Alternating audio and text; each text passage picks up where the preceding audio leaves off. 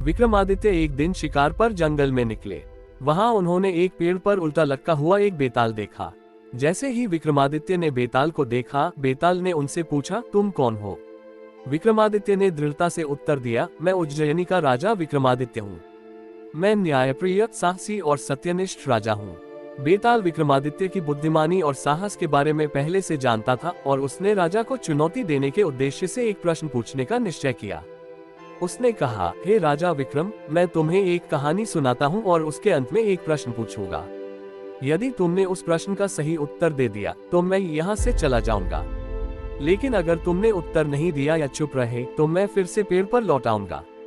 विक्रमादित्य ने उसकी चुनौती स्वीकार कर ली और इस प्रकार उनकी कहानियों का सिलसिला शुरू हुआ।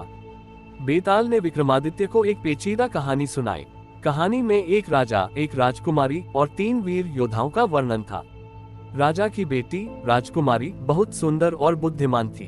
एक दिन 3 अलग अलग राज्यों के 3 वीर योद्धा उसकी रक्षा करने और उसके प्रति अपनी निष्ठा जताने आए।